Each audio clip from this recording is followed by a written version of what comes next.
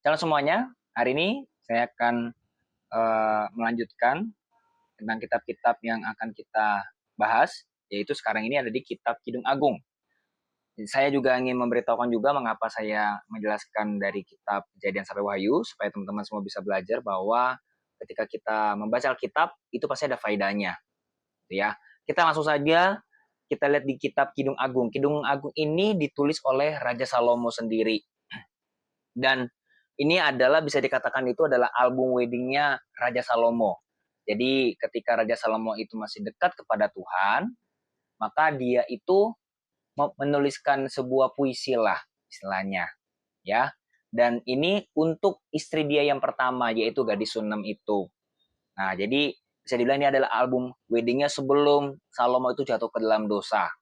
Nah, tapi tujuannya apa sih ketika kita itu membaca kitab Kidung Agung? Yang pertama itu kita belajar bahwa namanya cinta sejati itu ada. Dan yang namanya cinta sejati itu lebih indah daripada hanya sekedar seks.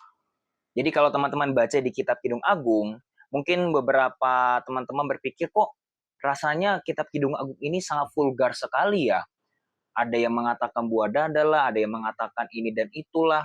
Bahkan sampai ada yang mengatakan bahwa kitab Kidung Agung itu adalah kitab yang porno. Sebenarnya mengapa di sini disebut kitab Kidung Agung? Supaya kita tuh belajar. Sekalipun kita mungkin berbicara yang vulgar, tetapi fokus kita itu bukan tentang vulgarnya, tapi fokusnya itu kepada Kristus. Maksudnya begini, di zaman sekarang itu banyak sekali kata-kata yang sebenarnya kata-kata itu baik. Cuma karena pikiran kita ini sudah kotor, karena pikiran kita ini sudah terkontaminasi dengan hal-hal duniawi, maka itu bisa menjadi hal yang jorok. Contoh misalnya, kalau zaman sekarang itu saya pernah dengar orang mengatakan ada yang menonjol tetapi bukan tekad. Nah, itu kan sebenarnya kan jauh banget dari yang namanya itu kekudusan. Orang bisa berpikir jauh, ya kan? Atau mungkin kalau di zaman sekarang ada yang bercandanya itu apaan tuh yang besar? Padahal yang besar itu kan bisa hal-hal yang lain. Kalau kita ngomong misalnya, contoh kita ngomong tentang biji, itu bisa ke hal yang lain. Maksudnya begini loh, pada intinya, kalau kita punya pikiran yang memang sudah kotor, kita ngomong apapun itu bisa jadi kotor. Nah, jadi demikian juga ketika kita baca kitab Kidung Agung, fokusnya itu bukan tentang parasnya, tapi tentang cinta sejati. Sama halnya, kalau teman-teman belajar di sekolah tentang reproduksi, itu kan bukan berarti jorok. Tetapi memang itu adalah ilmu pengetahuan. Demikian juga kalau kita baca kitab Kidung Agung. Kita bisa belajar bahwa true love itu it's better than sex. Bahwa cinta sejati itu lebih indah dan lebih baik daripada seks belaka. Justru kalau kita fokusnya kepada seks dalam pernikahan atau fokusnya itu dalam pacaran kita adalah seks, maka hancurlah semuanya.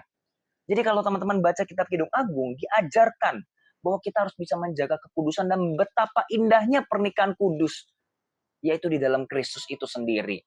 Jadi kalau teman-teman baca kitab Kidung Agung, baik teman-teman yang masih single, yang lagi pacaran, ataupun yang masih bertunangan, atau yang sudah menikah lama, atau yang baru-baru ini menikah, teman-teman perlu baca kitab Kidung Agung ini. Karena dari sini kita bisa belajar. Karena ini bukan hanya sekedar kita melihat kisah cintanya antara Salomo dengan gadis Sunam itu, tetapi ini bisa menggambarkan betapa intimnya Tuhan kita bersama dengan kita.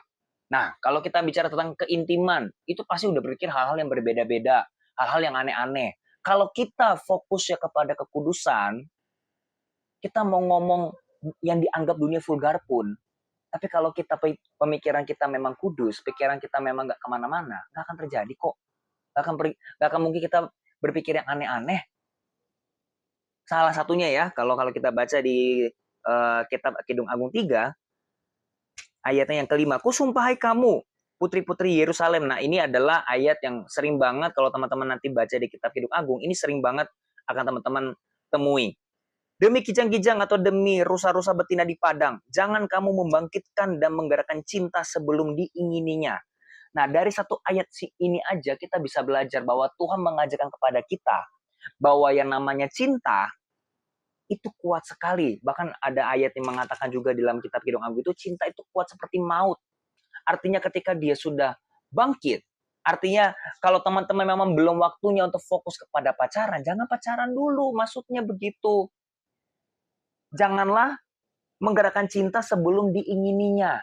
Itulah kenapa Tuhan membuat kita, menciptakan kita, puber itu ada umurnya. Gak mungkin ada anak yang berumur 5 tahun, 4 tahun itu sudah pubertas, baik laki-laki maupun perempuan. Kenapa Tuhan itu kasih di belasan? Baik itu mungkin ada orang yang berbeda-beda ya, mungkin ada yang udah 15 tahun sudah puber, ada yang 16, 17, tapi nggak mungkin sampai 5 atau 4 tahun kan puber. Kenapa Tuhan berbuat seperti itu? Supaya kita itu dibentuk dulu. Supaya jangan sampai kita menggeningkan cinta sebelum diingininya, sebelum waktunya Tuhan. Sebelum kita mengerti tujuan dari pacaran itu apa, sebelum kita mengerti tujuan pernikahan itu apa, sebelum kita mengerti seks itu untuk apa dan tujuannya, jangan gerakan cinta. Artinya jangan main-main di situ dulu. Kalau teman-teman masih sekolah, saya sarankan fokus dulu dalam sekolahmu. Kalau kuliah, saya masih oke lah, masih bisa berpacaran. Tapi saya menyarankan juga kalau yang masih kuliah jangan pacaran dulu, fokus kepada kuliahmu, fokus dulu, dan jangan pernah berpikir bilang, oh supaya saya semangat kalau saya nanti kuliahnya atau sekolahnya, itu nggak sama sekali. Nggak sama sekali, percayalah. Justru malah membawa waktumu. Nanti ada waktunya kok. Nikmatilah singlemu hari ini. Nikmatilah. Karena suatu saat kamu nggak akan pernah single lagi.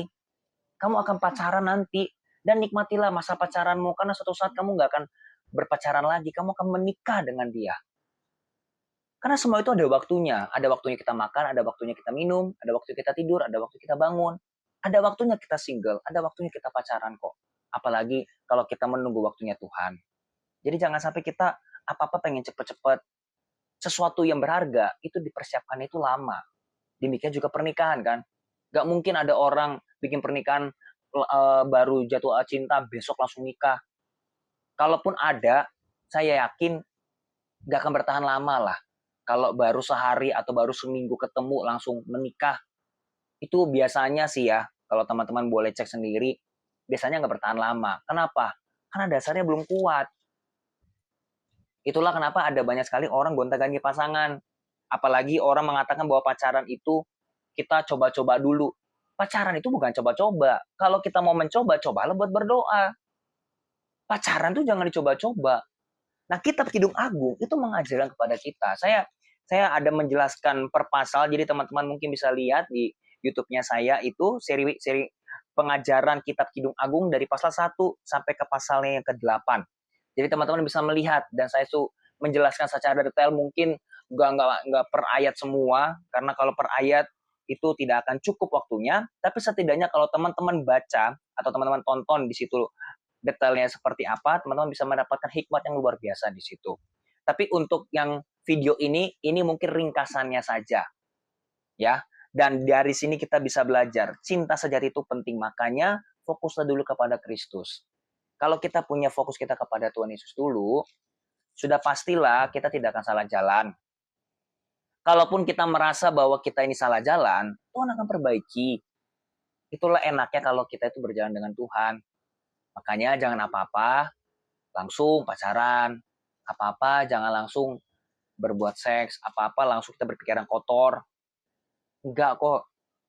Ya namanya kalau kita baca kitab Kidung Agung, justru kita dikuduskan, justru kita tuh dimurnikan pikiran kita bahwa ini bukan fokusnya tentang parasnya saja, tapi justru karakternya. Bahkan nggak cuma karakter. Kalau teman-teman mungkin saya sedikit kasih bocoran ya, di sini juga ada tertulis mengenai tentang bagaimana cara kita berdandan dan lain sebagainya loh. Nah, jadi jangan sampai teman-teman melewatkan kitab Kidung Agung ini ya. Oke, thank you and God bless you.